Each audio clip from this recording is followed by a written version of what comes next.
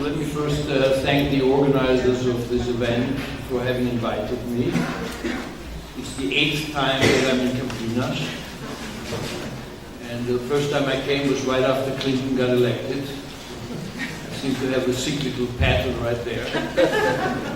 But it also makes these events, especially this one, kind of unforgettable, because I would be crying and I would be going crazy, throwing things around the house if I wasn't here in a very friendly place celebrating one of my great friends, Braga.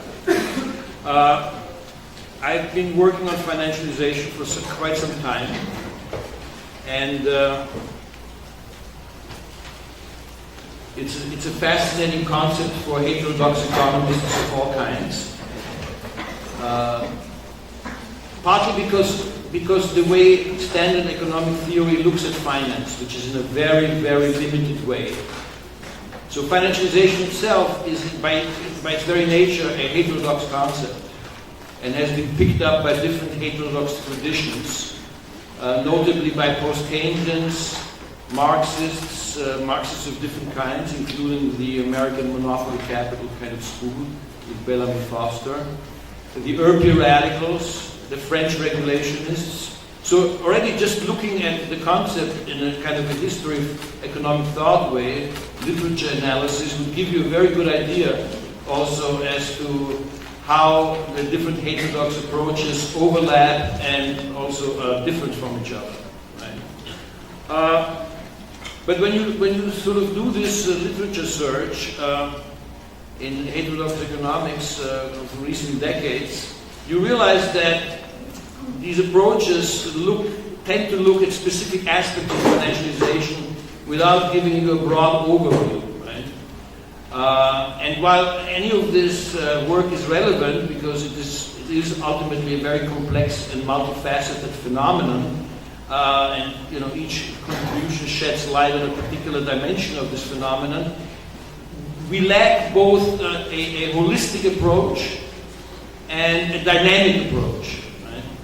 And so I was trying to do that a little bit better than the kind of my colleagues have tried to do. And so I was trying to see how I can contextualize financialization in all its complexity, both historically as well as theoretically. And I've been trying to do that through this notion of finance-led capitalism, which is also the title of my last book. You have to understand where I'm coming from. I have been trying to bridge different heterodox traditions. Right? When I was young, I was a Marxist, pur et dur, and then I ended up, thanks to my post-Keynesian friends, when I came to the States, not least because of Craigie. Craigie was my first boss in the US. I ended up with the post-Keynesians, and then on the day Reagan got elected, I went for the first time to CEPREMAP, which is a Center of French Regulation School. And on the day Reagan was elected, yes, I became a regulationist.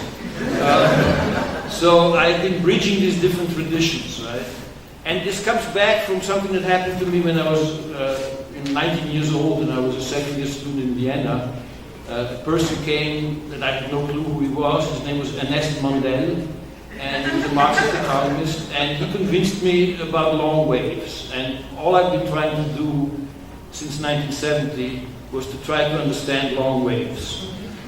And I found that the regulationists have an approach for that makes sense, which is to sort of periodicize historically the evolution of capitalism through those long waves, right? Through distinct accumulation regimes with their unique specific modes of regulation. And in that sense, I'm mostly a regulationist, and I ended up working in Paris the last 5 years. Together, I split my time between New York and Paris, and I have a bunch of students here that came to Paris, and I recommend the other students to try and come as well, because CEPI, where I work, is actually CEPEN, where I work, is actually an interesting place. Now, in this context of long waves basically you have periods of 20, 30 years, like in the 50s and 60s, or from 1982 to 2007, of rapid growth and very short and shallow recessions. It's typically also the time when the standard economists think that they have resolved all the problems of economics, and they call it like the great moderation and so forth. Typically also just before the big crisis hits. So then they get very embarrassed, which is a kind of a good moment for us to intervene. Now, this last phase, this sort of post-Fordist phase, because Fordist regulation regime collapsed in the stagflation crisis, and when you understand also regulation theory, you realize that it has to do with the interaction. Regulation is the self-balancing of the system, right? And the system, the capitalist system, balances itself through both crisis and then reforms. And I'll talk a little bit about this, especially tomorrow, because I'm trying to explain to you how I see a transition to a new regime emerging right now, which I would call ecological capitalism, which seems to be a contradiction in terms, but I will tell you why I think it may work. Right? And ironically, I also think that Trump will ultimately accelerate that transition. But that's another story for tomorrow, right? But the last one, previously, is the stagflation crisis. And these 5 institutional pillars are the wage relation,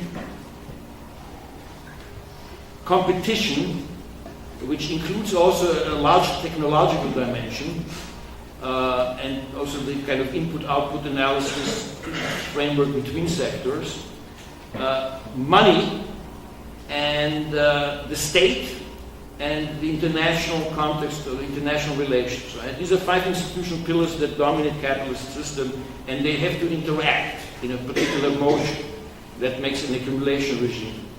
And when those 5 are in a constellation that works, then you have fairly rapid growth.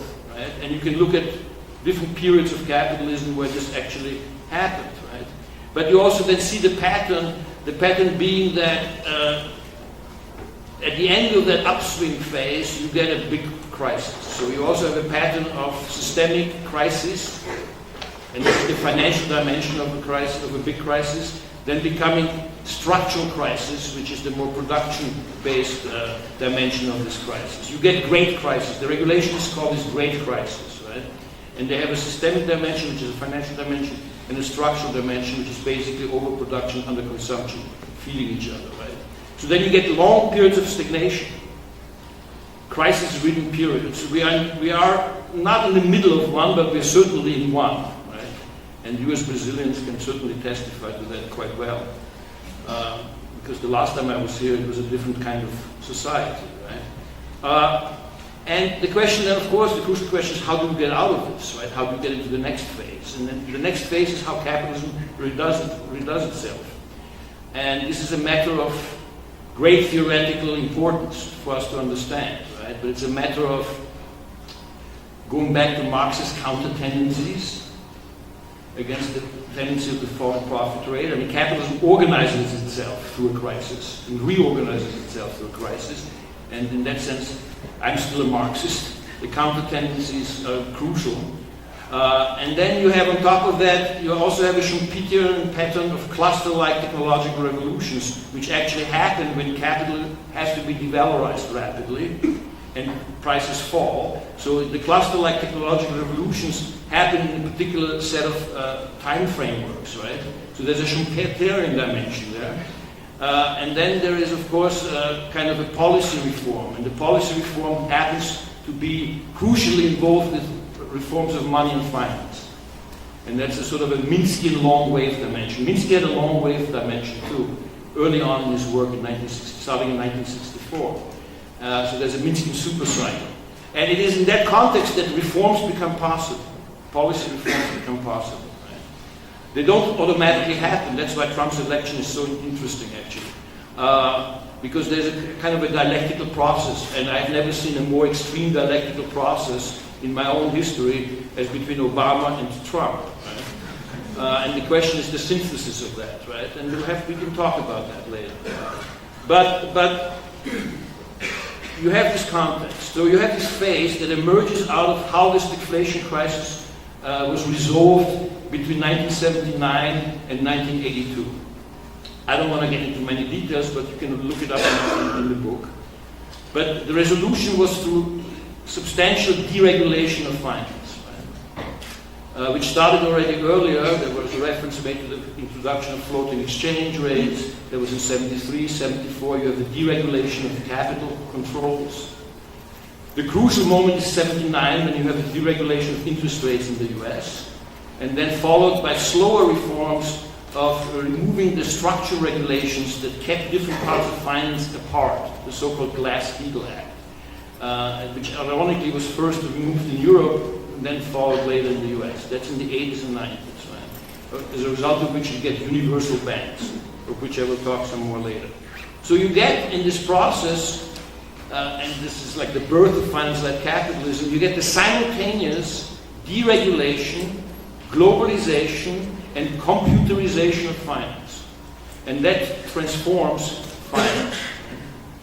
And transforms it with the emergence of finance-led capitalism.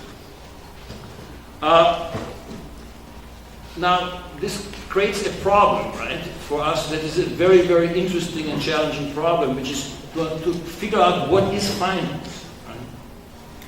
How do we define it? We cannot really define finance-led capitalism nor financialization without having a pretty good sense of what finance is, right? And that is at the heart of the different heterodox approaches, right? And how they're trying to deal with this, right? Because what we need to do is we need to kind of put together a production exchange in the notion of a monetary production economy, organized as interdependent cash flows, and then realize that and finance is the mobilizer of these cash flows, because at the heart it is a payment system, it is a liquidity provision system, and it is a system that allows then interwoven monetary circuits to be followed and settled by double entry bookkeeping, right? And so it's very important to keep that in mind, right? And it's not really often well enough understood. So there's still a good amount of theoretical work to be done as to how to bring together what we call the real economy and make it a non-real economy, in the sense that it is actually a totally monetized economy, and then connect money and credit, right? So we need to connect production, money, and credit to get a proper view of the capitalist dynamic. And I think that all of our contributions, I've seen his slides, I've seen Jan's slides, I've seen my own slides, try to do this in some way or another, right? If you do that, then you see finance already placed at the center, and your work has done that too, right? You see it placed in the center of the system, and you see it, and this is also important, right? You see it differently than standard theory as a system, as an integrated system that has both space, structure, social space in different relations, monetary relations that are relations of interdependence and conflict, and it also structures time as historic time. You have to spend money now in order to make more money later. And so you get this spatial and temporal organization that is actually an organization of finance. That's what finance organizes, right? Through this being the payment system, the liquidity provision system, and the double entry bookkeeping system, which are the three kind of essential functions of finance. Right? Before we even get to the provision of credit and financial innovations, we have to understand it like that, right? And that requires us to do something which I refer to as mesoeconomic analysis, okay? Because this is how you connect individual actors who are actors in this interwoven web of cash flows, where somebody's expense becomes somebody else's income. That's how it connects us to the macro level, right, of the national economy. And so finance is in between the two. In between, and it connects the two. It connects micro and macro. And it is precisely because of that standard economic theory cannot understand it, right?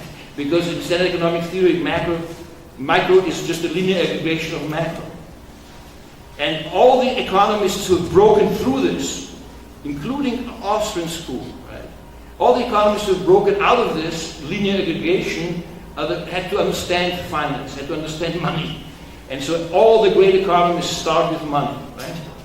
Marx, Keynes, Schumpeter, Minsky, you name it, right? That's because the standard theory doesn't see what they see, which is a monetized economy in forward motion. So my approach was to try to explain finance and capitalism with two new dimensions. One was mesoeconomic, which is finance as a system, and then also to rethink the world economy. Right? One aspect of financial, and I call this meta-economics, right? Where the world economy, thanks to the incredible amount of short-term financial flows between countries, is now much more than the sum of its parts, the sum of all the national economies. The world economy has its own financialized global growth pattern, which has not been analyzed very much at all, right? And which requires a kind of a revolution in thinking that we should begin to have, so what I call meta-economic analysis. So, if you think of finance as a system, and I will talk to you only about the mesoeconomic dimension today, then you try to understand financialization as the expression of that, and put it into a sort of an integrated view. And the integrated view is a phenomenon of financial centralization, a parallel phenomenon of financial concentration, their interaction in a financialized growth dynamic, and to the extent that the financialized growth dynamic has a global reach, it hits into a system of monetary fragmentation, which is what our international monetary system is today. So this then allows certain things to be kind of clarified, right? Financial concentration, interacting with financial centralization into a financialized growth dynamic that then becomes asymmetrically organized in the international monetary system as we're moving away from the dollar-based monopoly. So let's talk a little bit first about financial centralization. And this basically involves the non-financial institutions or actors, households, and let's say enterprises. And just in terms of an empirical fact, over time, those non-financial actors are increasingly dependent on, reliant on financial assets and liabilities. They become literally financialized themselves. Right? And they also draw increasing amounts of income from finance. Right? Whether it's earning dividends or interest, paying interest. So financial income, financial assets, financial liabilities become more and more important in the state of affairs of both households and enterprises. And there are several reasons for these trends, okay? And I think they're from a socio-economic, social-demographic, and political point of view extremely important processes. One of the phenomena, and this starts in the US but spreads surely through the world, is that middle-class households even become financial investors. And that has to do with the fact that the primary form of saving, I discuss this a bit later, goes from bank deposits to funds.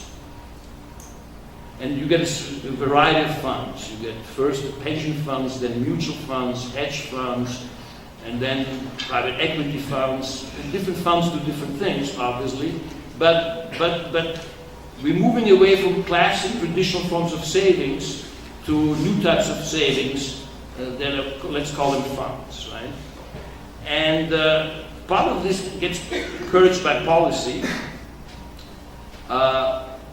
And one of the important changes there was to make capital gains taxed in the US a lot less taxed than other forms of income, which then encourages the chase of capital gains.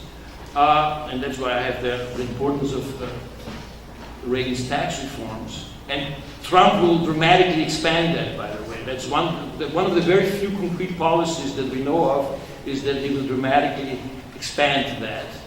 But there's another story to this that I have not kind of mentioned here too much, but I want to warn you about this because it's an important story. Much of the transformation of middle-class households into financial investors has to also do with how the welfare state gets reorganized into forced savings outlets. Right? And this starts already with pension funds in the US. The state pension funds are not adequate, they're not adequately funded, so everybody who wants to have a pension that is reasonable has to have a private pension fund. Luckily the ones for professors is very good, but for many it's not. And it's a kind of a forced savings agreement that you have with your employer, right? And your portion of your wage gets automatically driven into this fund, right? And then there was a change from the classic pension fund into mutual funds, which then moved the risk of those funds all the way to from the employer to the employees. That's another story, right? But you will see, for example, healthcare. It will start slowly here, where you get, the state healthcare system is kind of gradually disintegrating, and then you're going to get private health savings plans, right? And with Obamacare being abolished in the U.S. within the next 6 months, it will be, the idea is for the Republicans is to replace them with healthcare savings plans, right? Where your physical risk of ill health gets then matched or contradicted by the financial risks of your healthcare savings plan. And, you have to time when you get sick and how sick you want to get. But that may then make you, in the Republican mind, the Republican Party mind, more responsible, right? If you know that you can't afford this kind of, treatment, then maybe you should stop smoking, or maybe you should stop drinking, or maybe you should stop, stressing or whatever, right? But the jokes aside, right? As part of the financialized system, we will move, and with the demographic shifts between old and young people, also adding to this problem, we will move to a kind of a privatization and financialization of what used to be guaranteed welfare state. And the big leap will come when we go into the internet economy and most of our workers become independent contractors that cannot survive unless they have a wage insurance fund that is portable, right? So you're going to have a wage insurance fund that you have to participate in, so that we have the kind of mobility of the kind of workforce that no longer has regular jobs, okay? So all of this is part of an evolution. And in that sense, it's important to understand that even we always talk about, the Gini coefficient and all that, and we put the emphasis on the incredible wealth accumulation of the top 5% in the world, and they reap like 70% of the benefits of globalization. And of course, the 30% that are not are going to get really pissed off. The 95% that only get the 30% gain of the globalization are getting very pissed off. And that's why you get Brexit, and that's why you get Trump, and that's why you're going to get Le Pen or whatever, right? Who knows who you're going to get in Brazil?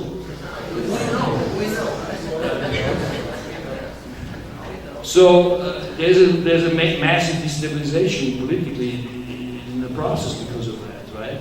But to get back to the point that I was trying to make, this financialization this particular dimension of financialization is just part of an evolution, that will stay with us and intensify to the extent that the governments become paralyzed politically as well.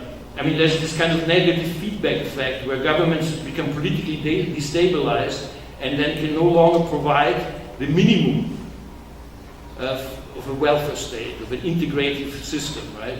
And so they will then transfer more and more of the burden in terms of this tax-advantaged savings account, right? And people will buy it. People will buy it because they're tax-advantaged. There's going to be incentives with this, right? And people look at incentives before they look at the risks. That's the danger here politically, right? So that's one thing. The other thing that is clearly dominant in the financial centralization process is on the side of the firms, corporations.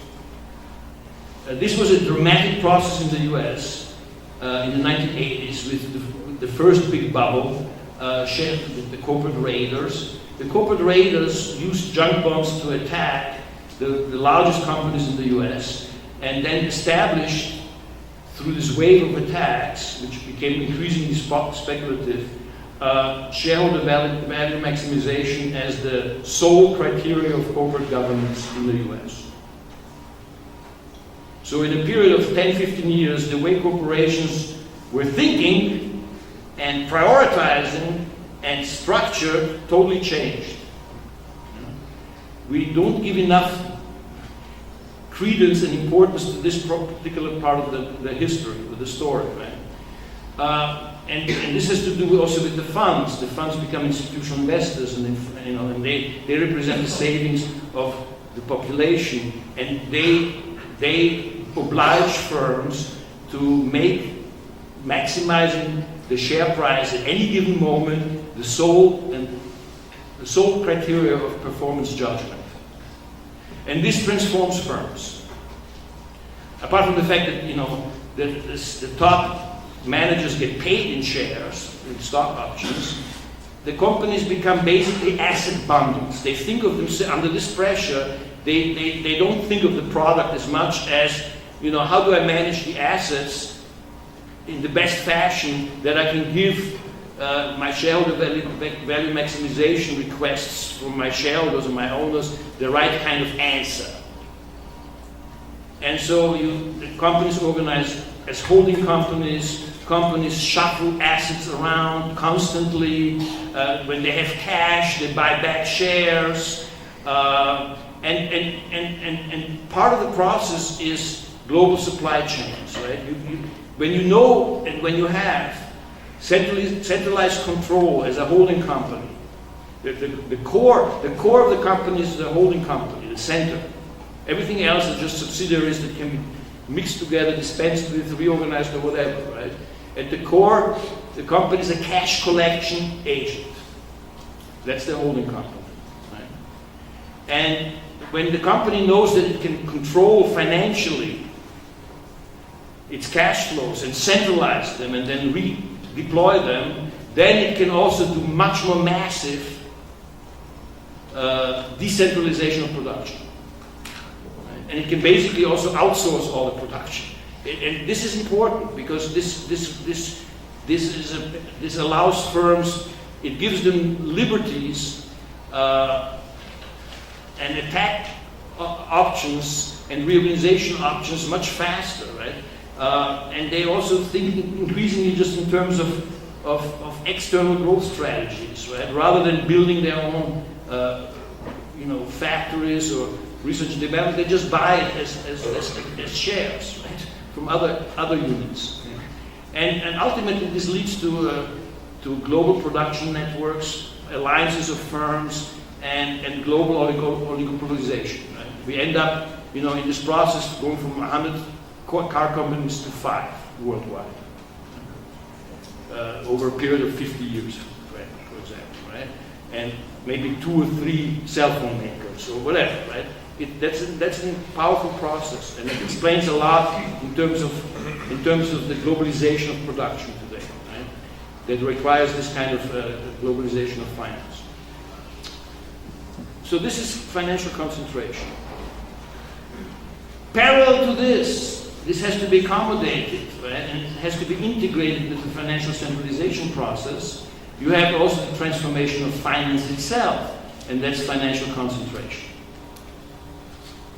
On the surface, what financial concentration really means, if you want to measure it, and Jose has already given us some interesting data there, but it really means that finance takes a larger share of GDP. The income extracted by finance, the portion of the total profit created in the economy that goes to finance gets bigger and bigger. And also you have increased concentration in a narrowly defined way. You know, the bigger institutions, the bigger banks take a bigger share of the market share, right? You get fewer and fewer banks ultimately. And driving this process are two parallel changes that we can sort of call the transformation of financial capital.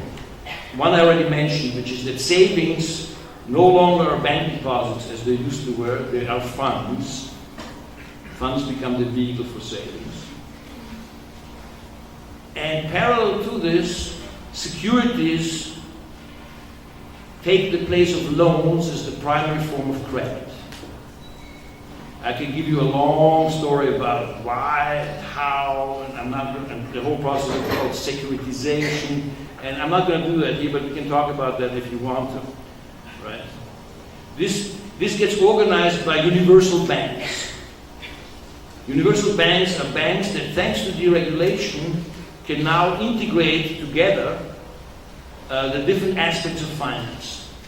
Commercial banking, which is indirect, we call it indirect finance, which is the classic type of finance where you take bank deposits, then make loans. Investment banking, which is the organization of financial markets. Insurance, fund management, all these different functions of finance get integrated in universal banks, through universal banks. And this transforms the way banks work. Okay? And that's crucially important. That's the key part of financial concentration. Because when you can take previously separated part of finance and put them together, then 1 + 1 + 1 is not 3. 1 + 1 + 1 is like 5 or 6, right? So you get this kind of boost, and this is a matter of economies of scale, but also of economies of scope, and above all of network economies. And the way that universal banks, the whole banking system is structured as a hierarchy called the correspondence system, and it's globally organized. So you have about 450 universal banks in the world, and then you have about 60 or 70 of them that are really the dominant ones, right? And so this is an incredibly concentrated system. And through that system pass $5.5–6 trillion every day, right? So this is the nerve center of capitalism. And what's interesting is to see how, in the run-up to the great crisis of 2007, how universal banks organized themselves, right?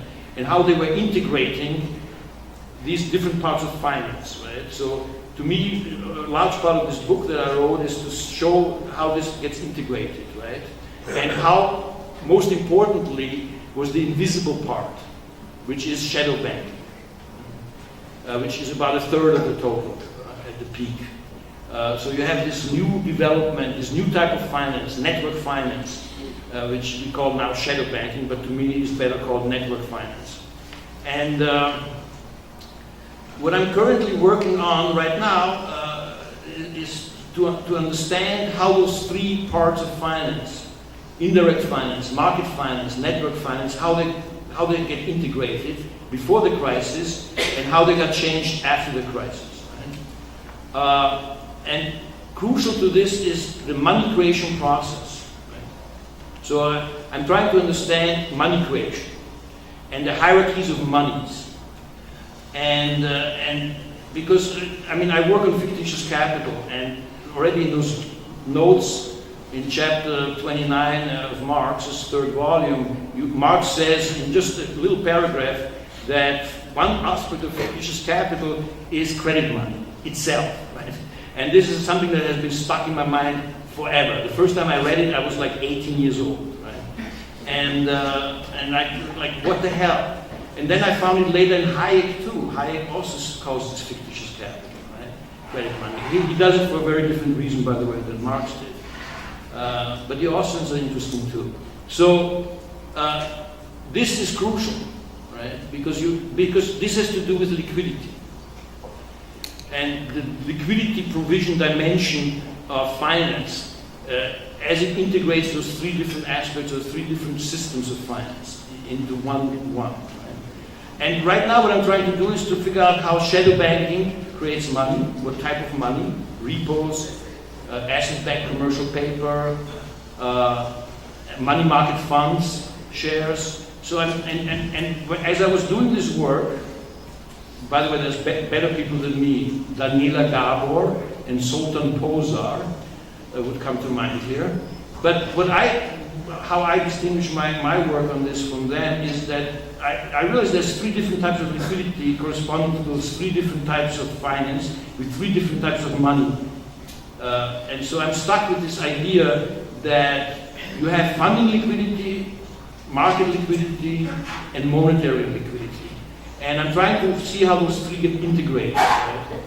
And I'm trying to do this by looking at the balance sheets within the universal banking system in terms of the interconnections between the indirect finance part, the market finance part, and the network finance part, which is quite an exciting piece of work.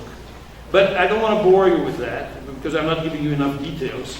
So the point is, the other dimension that is important here is that the universal banks, this hardcore of finance, right, they work like a cartel. They compete, but they also cooperate. Right? And they control, above all, they like to have collective control over markets and networks that they create. Right? And this interaction between control, cooperation, and competition allows them to, it basically allows them to extract monopoly rent.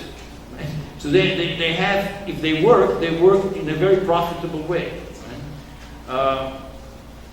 And of course, a lot of this ultimately, beyond fees and commissions and dividends and interest, has to do with the chase for capital gains, which I'm going to get into when we talk about the next slide, which is the financial growth pattern. So you have financial growth. I know I have to hurry up, right? One classic argument on the left is the juxtaposition between financial explosion and industrial stagnation. That's especially, you have Bellamy Foster, which is a sort of monopoly capital, American traditional Marxism, and you also have some post-Keynesians like Stockhammer. I personally don't really buy that too much because that runs counter to my idea of the long wave upswing. And I can explain why I would criticize this. But one thing that's very, very importantly true in that argument is that the short-termism of corporations, mixed with their vision of themselves as just asset bundles, prevents them from thinking long-term and doing the kind of long-term investments that are crucial for ultimately for their growth dynamic, which is to invest in the workforce, to spend more on research and development, and more basic research and applied research, and not just on development. To invest in their communities that they want to be in, etc., etc., etc. And that does get crowded out because of the dictate of shareholder value maximization. On that level, I agree that there is a problem there, and this problem becomes very dramatic in the next period, in the next phase when we have to face climate change. I'll talk about that tomorrow. The other part that's often emphasized in the financial growth dynamic has to do, and this was quite clearly demonstrated by José Carlos Braga, is the inequality that comes with financialization. Right? But we're focusing, in my view, too much on personal income distribution. And we do not focus enough on functional income distribution. And what drives the growth dynamic more is functional income distribution. Of course, personal income distribution also drives the growth dynamic, right? You arrive in Guarulhos airport, and before you get out of the Saída sign, you're walking through this luxury supermarket, right? Where you have to and I was there at 6 in the morning, and people were buying like mad, right? Yes. And I was watching who's buying and who's not buying. Not the families, right? So there is a luxury, yes, you can wear Burberry and Prada, but that is the other side of that is the destruction of mass markets, right? you get these class distinguished markets, right? Target, Walmart, there's like a hierarchy of supermarkets in the US, right? That's part of a more unequal society, yes? Just internet access, cell phone access, these things are all part of, yes, I agree. But much more important is functional income distribution, okay? Because that sets up a growth pattern that is totally unique to finance-led capitalism. The first aspect of that is that you have declining wage shares in all OECD countries over long periods of time. I think there's one or two in Scandinavia where this was not the case. But if I remember the stats correctly that we did at CEPN 2 or 3 years ago, you had long-term declining wage shares. Right? And the only way you don't have slow growth or a crisis is if you have export-led growth. You can have export-led growth for a while if you can overcome this contradiction, this Marxian contradiction, that the wage is simultaneously a private cost to be kept at a minimum by the business, and at the same time it's the largest source of social aggregate demand, right?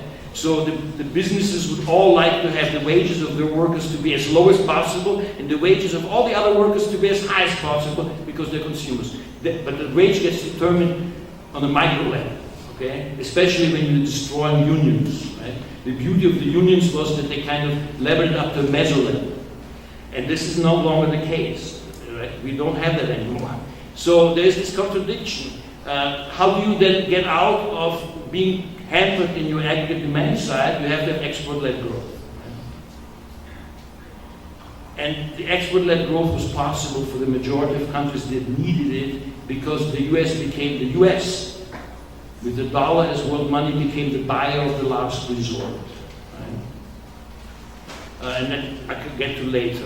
But this is absolutely crucial to the story. Right? The US could spend $107 for every $100 that it created. And those $7 absorbed 3/4 of the world's surpluses.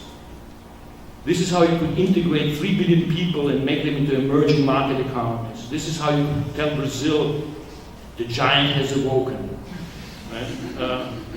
And this is also how you could build a commodity super cycle on top of everything, right?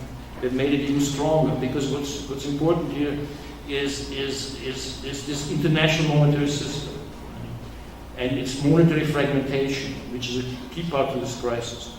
But anyway, so I want to explain to you that in the functional income distribution story, you have basically a redistribution from wages to financial income. Okay? And the way it normally works, okay, is that the financial income extractors put more pressure on industrial profits. This is one reason why you have this shareholder value maximization companies as asset bundles, right? They respond to that. But they also respond to get their share back into shape, which they're under pressure to do from finance. Finance not only takes a bigger share, but it puts pressure on saying you still have to have enough profits. You still have to have enough profits, right?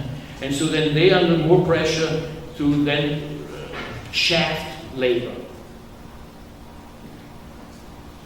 And the only way the workers can kind of live with this, right, is save less, but more remuneratively through funds, work longer hours, and go into debt. So then household debt becomes also a big part of the story, as much as the collapse of savings, okay, that we've seen in this growth pattern. But the collapse of savings can be compensated by the wealth effect of living with assets that are rising in price, right? So if you turn middle-income people at the same time not only into more debtors, but at the same time also into financial investors that are now no longer just looking at low interest rates in their savings accounts in the bank, but they're thinking about their capital gains in the stock market or their capital gains from housing, then the whole thing can kind of live for 25 years, right? You can have a fast-growing economy despite falling wage shares. And that's what happens, right? So there's a pretty complex growth pattern there, right? And the key to this growth pattern was that on the one hand you organize a debt economy with everybody taking more debt and financial innovations allowing you to live with more debt. Okay? That's the credit default swaps, for example, allow you to insure against the counterparty's debt.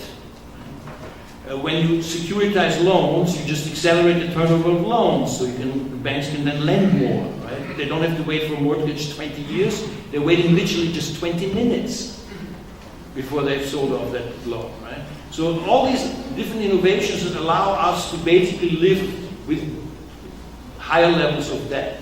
And then you need to go back to Minsky and realize that the super cycle work of his was actually as important as the financial instability hypothesis, right? Because the financial instability hypothesis would get anybody very soon to his Ponzi position, right? But now you have ways to delay the Ponzi position.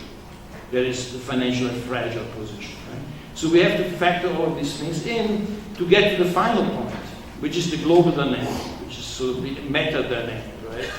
Where you become a bubble economy, at the same time as you become a debt economy, and the debt often is used to launch these bubbles.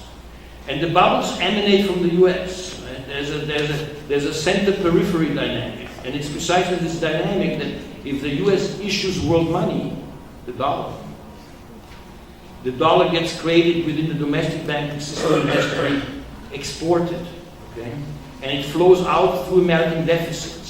And American deficits get automatically funded by the rest of the world using dollars, right? So the US not only has no external constraint, but it has automatic funding of its deficits by the rest of the world. Okay? And that's how the US can basically then live beyond its needs. Okay? And the way it lives beyond its means is by the mobilization of bubbles, consecutive bubbles. And the bubbles are consecutive in the sense of how the government reacts to the collapse of each bubble by helping to launch the next bubble. And so we have three bubbles. When you go back to Braga's curves, right? You have all this rise, and then you have this zigzag at the top. Right, in the last 10, 15 years, those are your three bubbles. Yeah. Right? Those are your three bubbles. Almost all the data that you showed there show those zigzag three bubbles. Right? But yes, I'm almost done. Right? The most important bubble ultimately became the bubble of households tied to their homes. Okay. And this is the subprime crisis. This is the end of the upswing. This is the systemic crisis. But this is the bubble that allowed the world economy to grow for quite some time.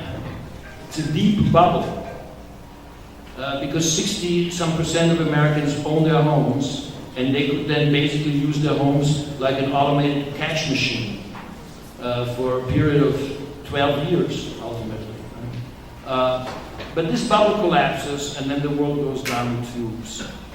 I also want to make one little point aside. In the shadow banking system is outside of government supervision, therefore beyond government control, and therefore not insured by the government. The other systems are insured. And the market finance system is semi-insured by the government, semi-insured by the market makers themselves. But shadow banking is not. So shadow banking had its own private insurance mechanisms. Okay? It had the ratings agencies, it had the monoline insurers, it had the repos, collateral, it had a whole bunch of private insurance mechanisms. What's fascinating is that when the crisis happened inside the shadow banking system, with the mortgage-backed securities, all one after the other of these insurance mechanisms failed to work. And therefore the shadow banking system is integrated. And that's how you got the systemic crisis, right? And two things, and then I'm done. One thing is that the governments reacted very well. They didn't see it coming. They didn't understand it was a systemic crisis for about 6 months. But once Bernanke in particular got the fact that this was a systemic crisis, and by the way, he studied systemic crisis before, he was a great economic historian and theoretician of deflation, so he was the right man at the right moment, but also through the upgrading of the G20 mechanism, the governments responded in a coordinated fashion to avoid this crisis from doing what a systemic crisis usually does, which is to go into a debt deflation spiral. We avoided that. But we have still a kind of a slow motion alternative debt deflation spiral. Okay? And the problem has to do with quantitative easing by one zone, depreciating that currency, meaning appreciating other currencies, and then basically moving the problem to the other blocks with those currencies that are going up. They have their crisis, and then they then have to do quantitative easing. And that's exactly how the crisis went from the US to Europe to China to Brazil. You're basically living in this gradual globalization of a structural and systemic crisis, right? Which can take 20 years to unfold, right? And that's kind of painful to live through. So we have this, and this is, in the long wave dynamic, this makes total sense. You're going to go through this period of a long-term crisis, right? This then gets me to the point of, now you have a debate in the US about secular stagnation. The American economists are kind of beginning to understand, whoa, we're living in this slow growth path. What do we do? And Trump is, one of the things that motivated people to vote for Trump was that he promised a huge fiscal stimulus, okay? And which we'll see whether it gets done, okay? And we will also see if it gets done, what kind of consequences that has, right? But there's all kinds of secular stagnation arguments, and I have my, I'm listing 3 here. I have my doubts about each one of them. I like best Richard Kuh's balance sheet recession, right? Which is about deleveraging and the painfulness of deleveraging. But the key is that you have a global overproduction crisis. If you look at the tradable sectors, both, above all manufacturing, but also key services, we have between 20 and 50% overcapacity in nearly all of these sectors. There's only a few sectors where you don't have that, right? So we have a global overproduction crisis. And it is in that context that we need to understand and think through globally coordinated policies to get out of this and into the next accumulation regime, which I should call eco-capitalism, and which I will talk about tomorrow. Thank you.